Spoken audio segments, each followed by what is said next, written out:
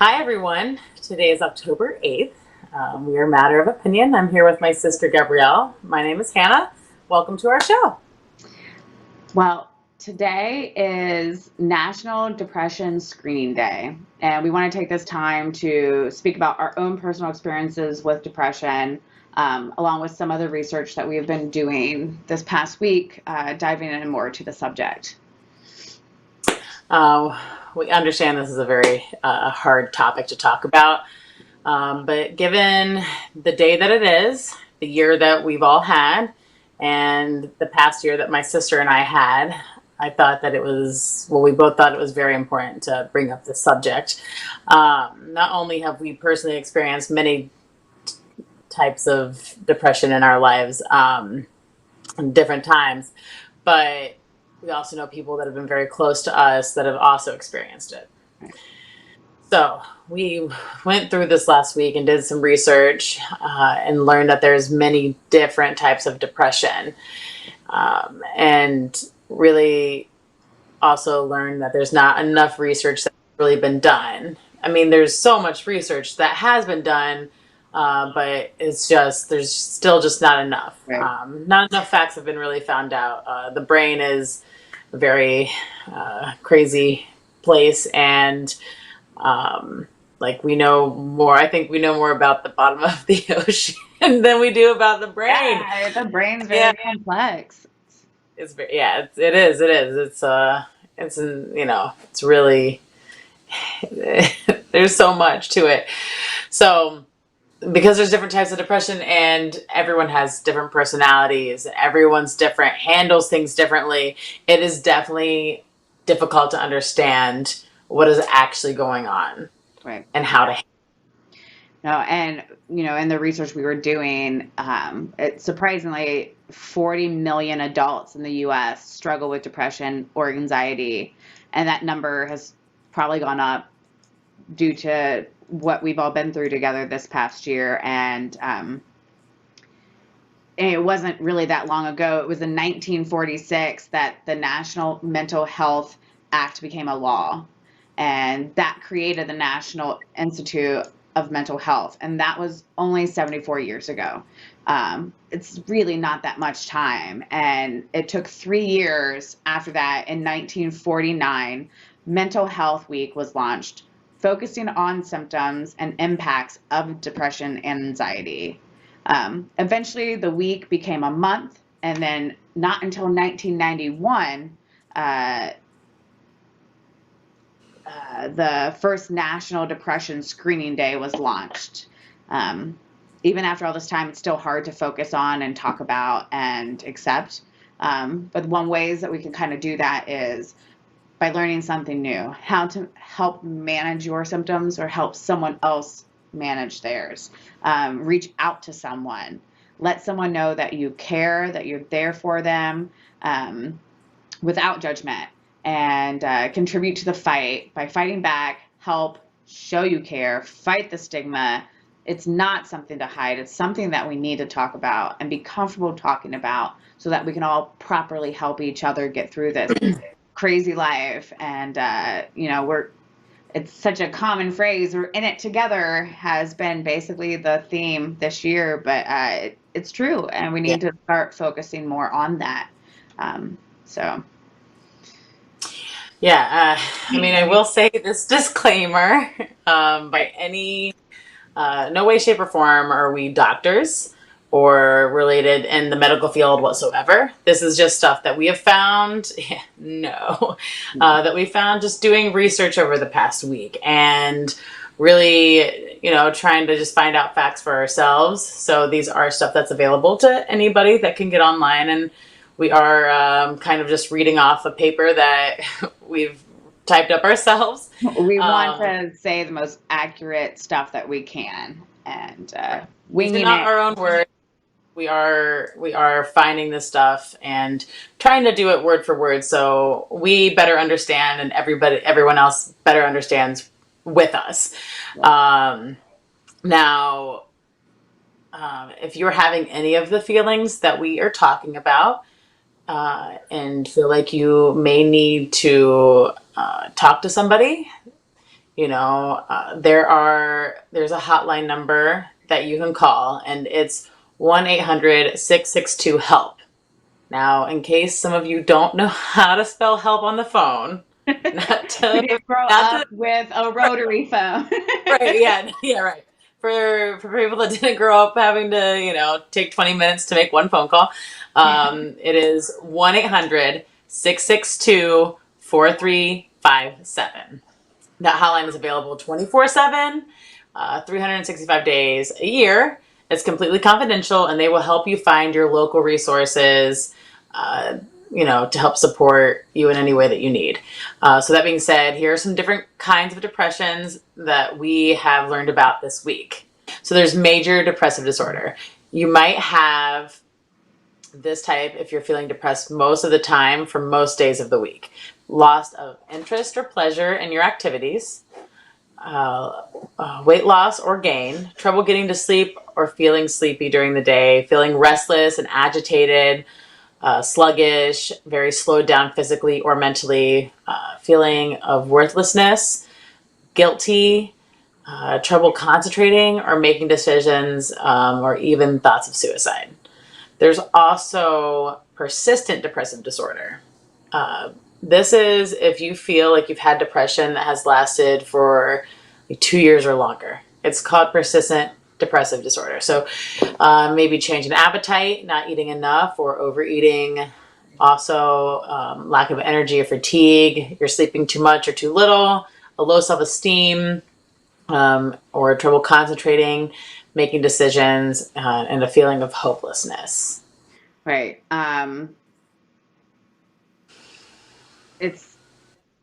The symptoms are just overwhelming because I feel like you can feel a lot of those things, especially lately. Yeah. And like when you read the list, like I'm sitting here going, oh, I feel that, I feel that, I feel that, and it's like what's hard about it is like, oh, everyone's like, oh, like I feel that too. I feel that too. Like, right. depression is so much more of a normal thing than people want to talk about or bring up. Right. There is. And there's different levels of it. There's so many different levels too. Like there is like where you just feel sad, and that is a type of depression, but like there's so many things that are so much more serious, Mm-hmm. and needs to be talked about, and people need to be aware that their feelings are so much more than just being sad. Right. Absolutely. Like, oh, you're feeling this? Well, you're just sad. But like, no, you're not. Yeah. There's so much more to it. Yeah. So much. And people need to be aware of it. So that's what we're trying to do here. We're trying to bring awareness. Yeah. Normalize it. Let's normalize the talk of depression. Normalize it. Yes. Normalize it. We're talking about it. Here's a couple other ones, and we'll dive more into them with our own experiences. I personally felt, as you're reading the list, I felt overwhelmed. And so, when other people are hearing it, I can sense maybe they may feel overwhelmed as well. And I just want to share, I'm sharing those same feelings with you, that it is hard. normal, and it's hard to accept that you may be having some of these feelings, but it is normal. So, yeah. I'm just going to start crying because it's tough. So, yeah, I plugged my feelings in last night, so they're charged up for the episode. I don't think I'll make it through this episode without crying. So let's just keep going. Let's keep rolling. Let's get to Hannah's tears later, okay? All right. So there's also bipolar disorder, which is also known as manic depression. And it's mood episodes that range from extreme high energy with high ups to dropping very low, and having depressive periods. When you're in the low phase, you have the symptoms of major depression, which is the first one that Hannah had gone over. And then there's also SAD, which is seasonal affective disorder. And it is what it sounds like. It's more seasonal. It's it's a period of major depression that most often happens in winter months when the days grow short and you get less sunlight. And typically this can kind of go away in the spring and summer when the sun starts coming back out. There's also psychotic depression. And people with psychotic depression have symptoms of major depression along with psychotic symptoms. So hallucinations, seeing or hearing things that aren't there, delusions, false beliefs, paranoia, wrongly believing that others are trying to harm you. And Yeah. We'll keep rolling because that's a hard topic to touch on. So I'm going to talk about premenstrual dysphoric disorder. Yes, men, this is what you refer to as PMS. Women with PMDD have depression and other symptoms at the start of their period besides feeling depressed. You may also have mood swings, irritability, anxiety, trouble concentrating, fatigue, change in appetite or sleep habits, feeling of being overwhelmed. And there's so many more symptoms that come with the PMS, but like maybe you can't poop, and that makes you even more frustrated. or you poop too much. It's worse. Exactly. It's like hey, guess what you can do? You can take birth control, and it will help you with these symptoms, but it also might intensify some of the other symptoms, like the anxiety. like the anxiety. I've I'm on birth control, and boy, like I've never experienced more anxiety on birth control than I have in my life. Like it like seems like my period starts rolling around, and like maybe I don't have like really bad cramps anymore, and like but I like experienced such an intense anxiety, and it didn't start until I was on birth control. So it's like you don't know Right. what you're taking these things, but like I said, there's not enough research. Like everyone's body is so different, Right. Absolutely. But birth control should be available to every woman everywhere. So that disclaimer, it is your body, it's your decision to continue to take the birth control, and You either just gained a bunch of followers or lost a bunch. It's like, oh, my body, my choice. Well, guess what? It is. Okay. But in case you forget to take that birth control and it doesn't, or you don't have it readily available, you may get pregnant. Right. You may have a baby, and then you may experience postpartum depression, which is, yeah, right. There's the baby blues that does come with after having a baby that can last up to 2 weeks. That is different than postpartum depression, though it is still very difficult to deal with. Postpartum depression is just a little bit more serious because it can last a lot longer. It occurs after having a baby. And those that do experience postpartum depression are at greater risk of developing a major depression later on in life. So here are some of the symptoms for postpartum. Depressed mood or severe mood swings, excessive crying, difficulty bonding with your baby, withdrawing from family and friends, loss of appetite or eating much more than usual, inability to sleep or sleeping too much, overwhelming fatigue, loss of energy, reduced interest in pleasure, reduced interest, my bad, reduced interest and loss of pleasure in activities that you would normally enjoy. Also loss of interest and pleasure, to be honest. Yeah. Intense irritability and anger, fear that you're not a good mother, hopelessness, feeling of worthlessness, shame, guilt, inadequacy, diminished ability to think clearly, concentrate, or make decisions, restlessness, severe anxiety and panic attacks, thoughts of harming yourself or your baby, recurrent thoughts of death or suicide. And honestly, very difficult to just like confuse that with just the stress of having a baby. Yeah. So many women don't even know that they have postpartum because like people are like, oh, like, yo, Oh, you're you're just sleep deprived, tired. you're tired. It's just like, no, it's a crazy thing, and a lot of women experience it, and it's very hard to talk about it. Yes. But like, but thank God for some of these, women that are very much public figures that have normalized talking about it a little bit more.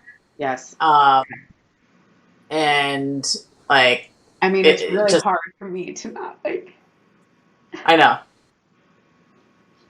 My sister just had a baby, it's been less than a year, and it is, It's I know, the struggle, I mean, every day, and not only that, but super you're overwhelming. Like, you experienced it with your first daughter as I well. experienced it with Celeste as well.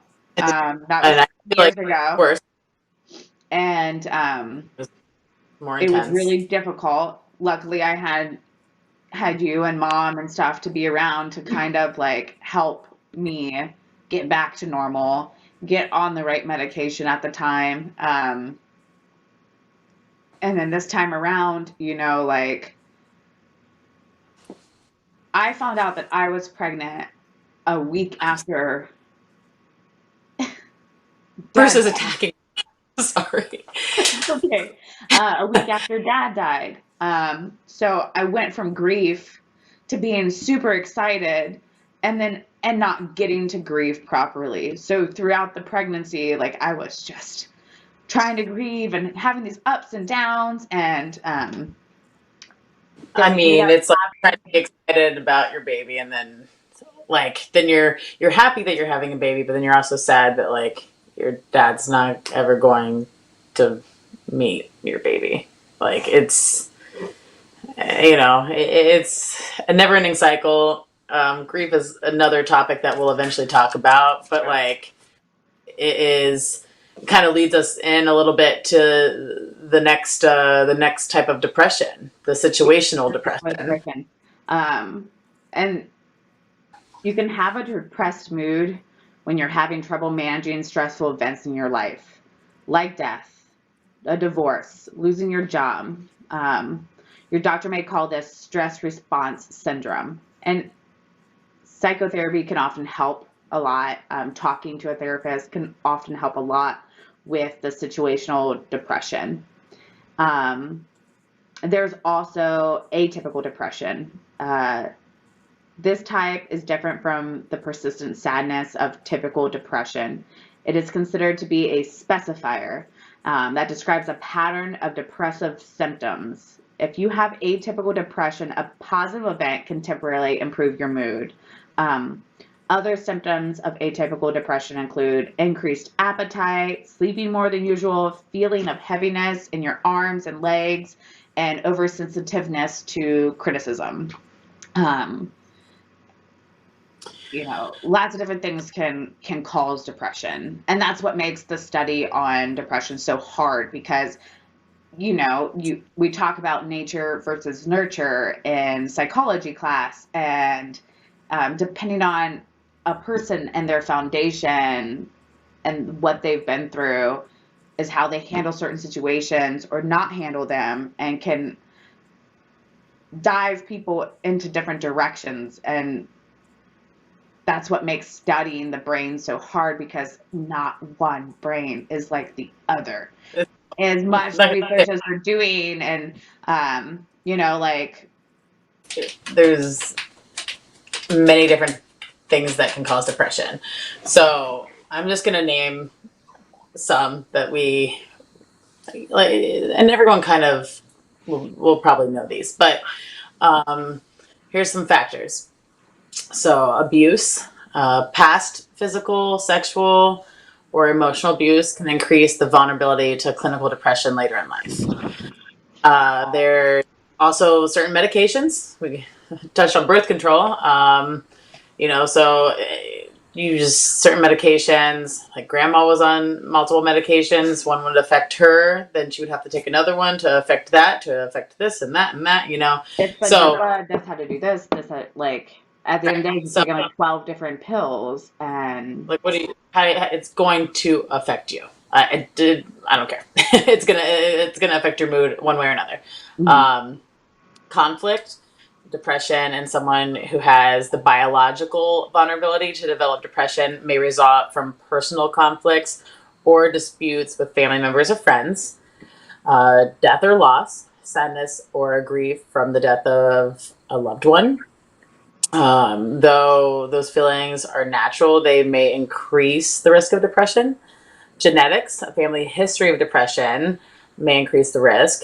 It's thought that depression is a complex trait, meaning that there are probably many different genes that each exert small effects, rather than one single gene that contributes to the disease risk. The genetics of depression, like most psychiatric disorders, are not as simple or straightforward as purely genetic diseases like Huntington's or cystic fibrosis. right. And I would love to have an entire episode on genetics. So if anybody would love to be our guest and talk about it, I think it's fascinating. It's something we're learning so much about it and we're studying it.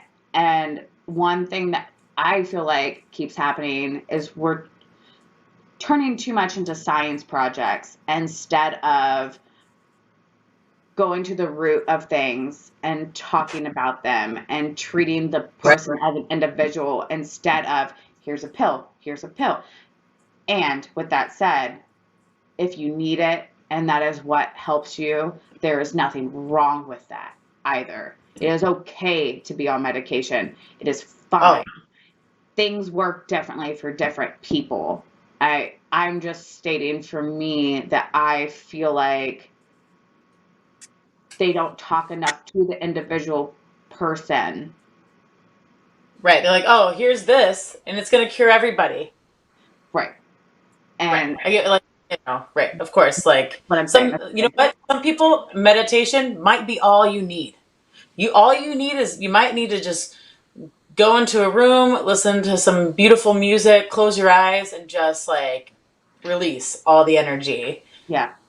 And other people, you might need to be on 5 different medications, and that's fine. That is okay. Whatever is going to work for you needs to work for you. Yeah. And it's also like a healthy lifestyle. Don't forget that. Like, you've got to try to exert energy. You've got to try to eat healthy.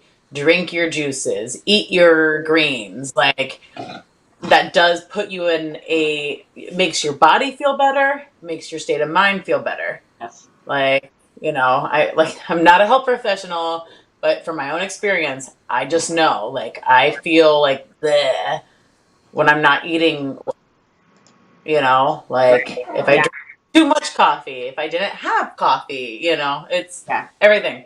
Everything's a factor. You got to find your balance. Find your balance and what works best for you and be mindful of that. And there's a couple other symptoms, and then we can dive into a little bit more with us. But major events, even good events such as starting a new job, graduating, getting married, that can lead to depression. So can moving, losing a job, retiring, getting divorced. The syndrome of clinical depression is never just a normal response. And I don't like the word, they have normal in quotations. When you feel good, that is normal. If something bothers you because of like a past experience, that is also normal. We're not all going to be the same, but we just need to be aware, and we need to be aware that other people are not going to handle things the same way you do. We're not the same. That's what makes life so fun and beautiful, is that we get to interact and we get to have different experiences with different people in different places. And so, I mean, I don't like the normal, but I agree. other personal problems, such as social isolation due to other mental illnesses, or being cast out by family, social group, or quarantined like we all were this year. Serious illnesses can sometimes cause depression, and can be triggered by different medications, and substance abuse. Nearly 30% of people with substance abuse problems also have major or clinical depression. Even if drugs or alcohol temporarily make you feel better, they ultimately will aggravate the depression. And let me tell you, like, my body hurts. Like, I'm still dealing with my back issues and my knee issue. And and we laughed because I hurt my knee making a TikTok this summer with my sister and my aunt. So that's why we chuckled. And I've been very depressed, and we've tried different medications, and they have not worked. They've not put me where I need to be able to take care of the things I want to take care of the way I want to do it. And it's been like a back and forth of talking with my doctor. And, you know, when I threw my back out and I hurt myself, like, pain medication, I like could not do anything for 4 days. I was a zombie. And then it took coming out of that and off of those to try to get back to normal. And that messed up stuff even more, you know? Oh, yeah. I am now just starting to feel kind of like myself again. You know, I've changed the way I'm eating. I'm trying to eat high protein, fruits, vegetables, all that stuff. That's made a difference. I'm meditating every morning. Just taking those 5 minutes for myself, laying on the floor. That's how I like align my back in the morning, and just listening to some peaceful music. It's helping. But I also like, oh, one more drink. Oh, one more drink. And it's easy to like let it mask you feeling good. And then it's even worse the next couple days. And so, like, one thing that I have definitely decided on is that I will only drink when I'm happy. I will only drink to celebrate something. I will only drink, like, if I'm in a good place. Because if I'm not, then I don't function well as the person I want to be and the person I'm capable of being. And it's a lot of self-awareness that has to happen to come to that conclusion. But, man, the postpartum, it got a hold of me, you know. Some people know, but like, Luna was born 6 weeks early. So not only did I feel like I didn't do the job that my body was supposed to do to make her properly, you know, we get home and then we go straight into quarantine, and it just got a hold of me, and I couldn't beat it for a while, to the point, like, crying every day, going to the bathroom to cry, like, my shower was like, I need a shower because I have to cry. Like, that's where I was. And now I'm starting to feel more normal. But Still, I mean, it takes me talking to you every day about it. It takes me talking to my partner about it. It takes me talking to my doctor and other people. And I want it known that, like, people go through it. It happens, and it's okay. And there's a light. There is a light at the end of the tunnel. It's such a crappy saying because, like, it doesn't make you feel when somebody's like, oh, be happy, there's a light at the end of the tunnel. Like, ugh, I know it. I'm trying to find it. But there is. And, you've got to do what works for you, and people need to be aware that everybody's struggling with different things, and to be kind, and to take a step back when somebody's not acting in their normal character, to say, hey, what's going on with you? How Right. can I help you? How can I assist you? Because you know what, like, if it's the other way around, that's what I want to do for someone. That's why we're doing this. That's why we're talking about this stuff, because I want people to not feel alone, because that's what it feels like when you're feeling that way. Oh, yeah. So, like, from, I know you and I were sisters, so we know that we've gone through so many different phases in our life, different experiences, different things. Like, and like, an early one for me is one thing that I had a hard time with was when I modeled for a while, and near the end of it, like, started in fourth grade, went up until my junior year of high school, and at a time when you already have, like, a feeling of body image issues, because you're in high school and trying to belong, and there's all these, like, beautiful girls that, like, and you're comparing yourself to them, and there's this, like, part of me that was like, well, I'm a model, I'm beautiful, why don't all these guys like me? Yeah. And here I am, like, I was, I felt insignificant, kind of. And then my modeling agency, like, was like, hey, you've gained weight, you need to lose it. And here I am, like, Yeah.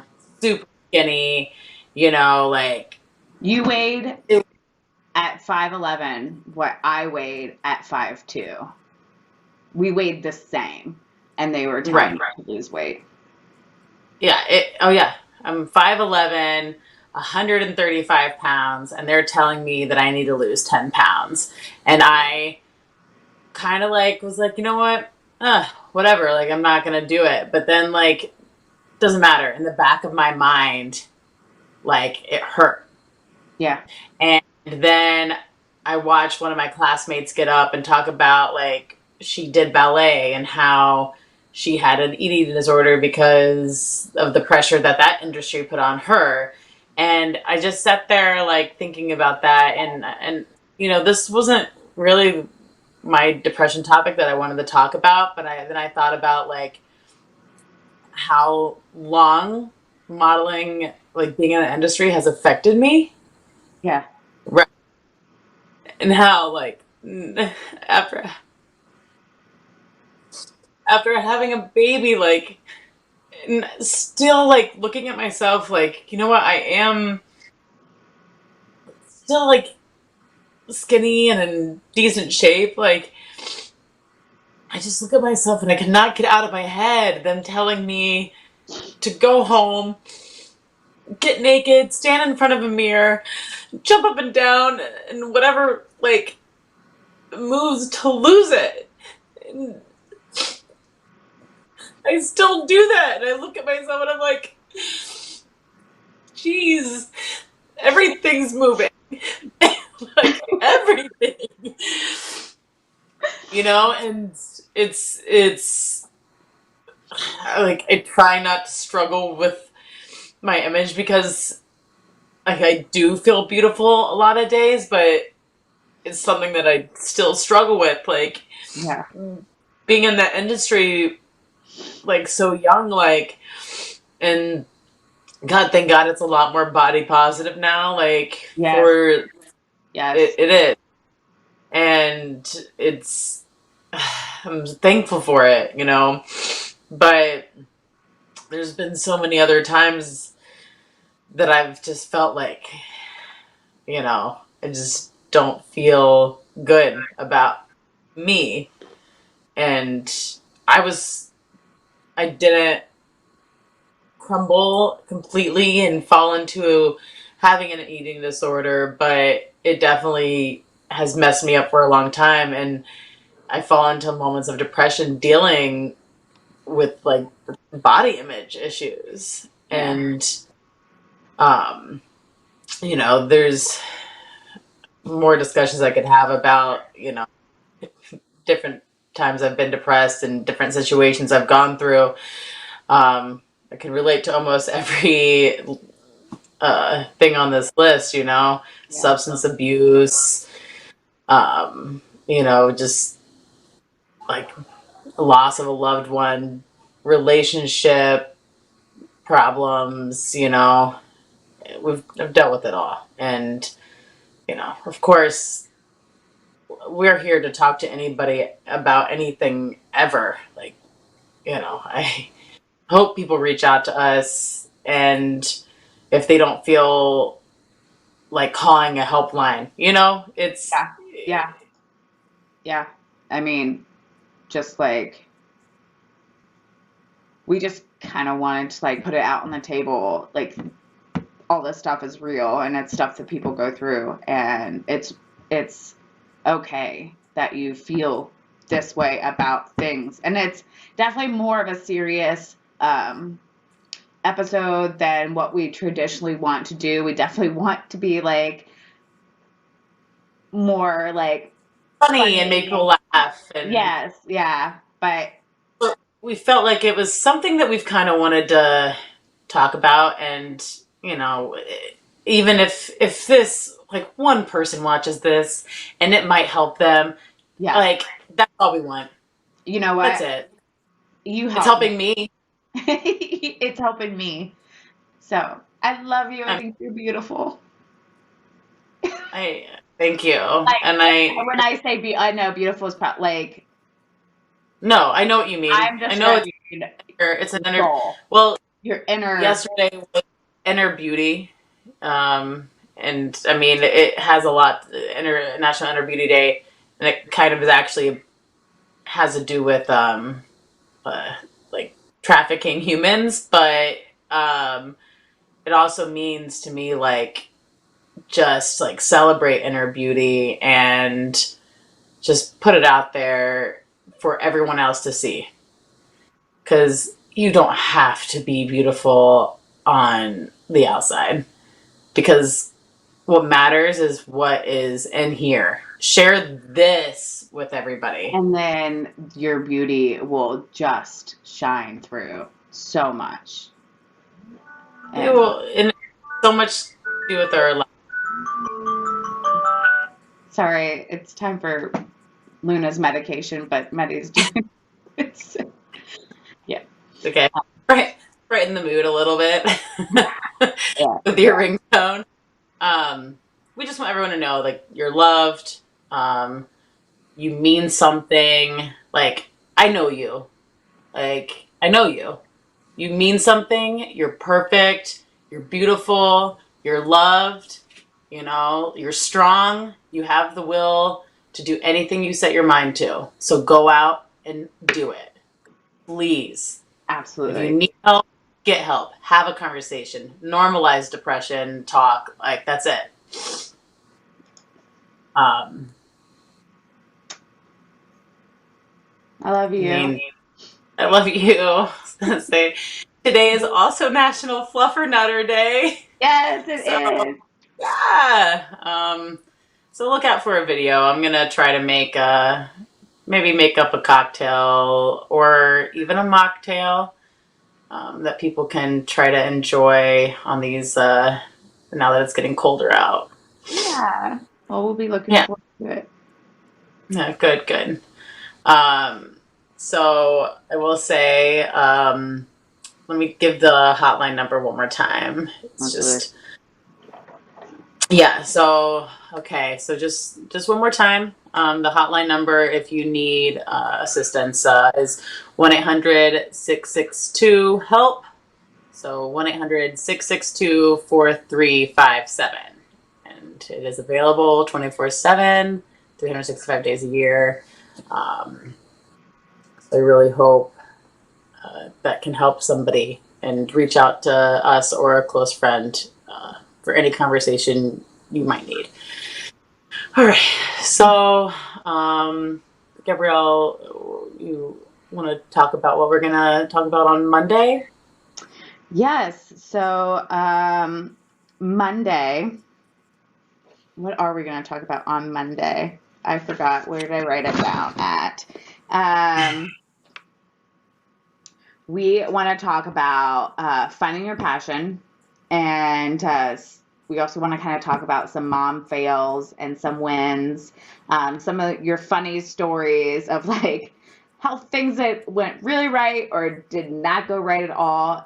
So if you get a chance, email them to us. We'd love to read some of these funny stories. I know they're out there. Share what you've been through with your kids. If you want to remain anonymous, 100%. We will not say names, but we'll know. But yeah, so Monday, finding your passion and mom fails and wins. Dads, you can do it too. If you got something funny you want to say, send us in your dad win, send us in your dad fail. We all do it. It's, let's talk about Well, yeah. Sometimes they're one in both. It's one in the two. it. It's they go together sometimes. Yes, yeah. Yeah, right. Okay. Well, Gabrielle, I want to say that I love you. I'm always here for you. And anybody else, I Same love you here. so much. I love you so much. I'm here for you. Just okay. So you are differently loved, and if anyone makes you feel different than what you should feel, you know what? Just remember. It's a matter of Just opinion.